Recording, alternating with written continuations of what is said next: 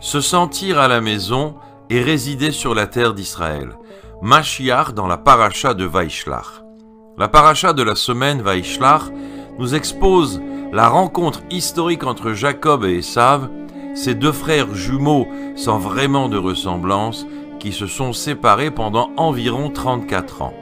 Durant cette rencontre, la Torah nous raconte le changement de conduite d'Ésav, du pacte de paix incroyable signé par Jacob, ainsi que les différentes aventures qui vont arriver à ce dernier en chemin vers la maison en terre de Canaan, où il retrouvera son père Yitzhak. Vers la fin de notre section, dans le dernier chapitre, la Torah nous décrit la famille d'Ésav. Dans cette famille, qui a épousé qui et qui est né de qui. Dans ce dernier chapitre apparaît un verset qui, de prime abord, n'attire pas l'attention, cependant il éveille un grand étonnement. Ce verset, en réalité, est un grand enseignement dans la vie de tous les jours, afin de concrétiser l'avènement messianique. Il est écrit « Ésav prit ses femmes, ses fils, ses filles, et tous les gens de sa maison, ses troupeaux, toutes ses bêtes, et tout le bien qu'il avait acquis au pays de Canaan.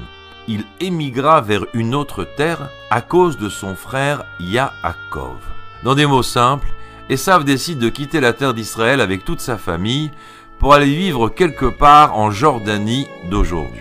La Torah, d'une manière surprenante, ne détaille pas la décision d'Ésav et attribue la cause de ce déménagement à Jacob. Évidemment, il s'éveille immédiatement une question de taille. Il y eut, d'après l'Écriture, un accord de paix entre les deux frères, et donc le vent de la haine est censé avoir disparu des jumeaux, alors quelle en est la vraie raison? Le plus grand de nos commentateurs, Rashi, dit « À cause de son frère Jacob, à cause de l'obligation inscrite dans le décret divin, ta descendance sera étrangère. » Une obligation qui s'imposait aux descendants de Yitzhak. Ésav s'est dit « Je n'ai plus qu'à quitter ce pays. Je n'ai de part ni dans le don qui a été fait dans ce pays, ni dans l'exécution de l'obligation. » Il avait honte en outre d'avoir vendu son droit d'aînesse. Ésav fait une déclaration limpide. Il ne voulait aucune faveur, c'est la raison pour laquelle il est prêt à céder sa part de la terre promise.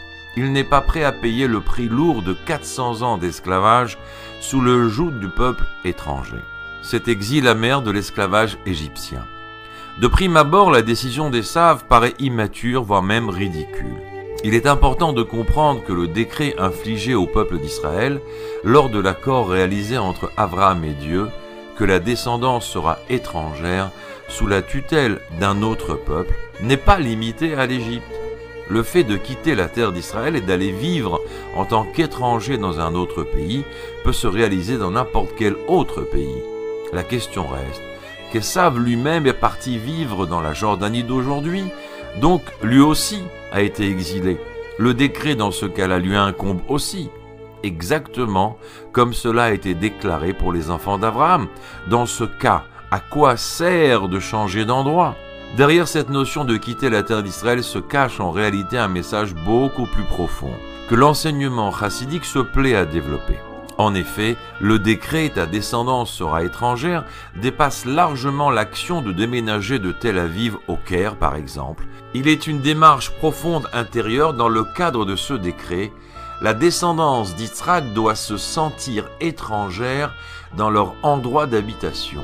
Cela veut dire précisément qu'ils doivent se sentir étrangers à la société et à l'entourage dans lequel ils vont évoluer, loin de la terre d'Israël. Et cela, Ésav ne le voulait pas.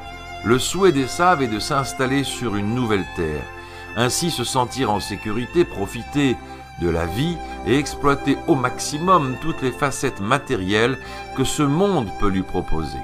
A contrario, Yaakov connaît la vérité. Il sait que tant que n'est pas arrivé l'avènement messianique, un juif se doit de se sentir étranger au plus profond de lui à toutes les choses matérielles de ce monde, étranger sur ces terres. Il doit s'isoler de tout ce qui l'entoure, de la société et du mental, de la vie physique et matérielle du monde de l'exil. Cela dit, le juif doit se conduire fidèlement aux qualités d'Abraham, notre père, étranger aux choses du monde, mais équilibré et déterminé dans la conduite fidèle à la Torah et aux mitzvot de Dieu. C'est exactement l'enseignement que chacun d'entre nous doit tirer de cette épopée. Nous devons être étrangers aux influences du monde, mais vivre quand même dans ce monde. Le peuple d'Israël doit être étranger à cet exil amer et prier sans cesse que Dieu provoque l'avènement messianique afin que chacun d'entre nous puisse rentrer à la maison sur la terre d'Israël. Shabbat Shalom.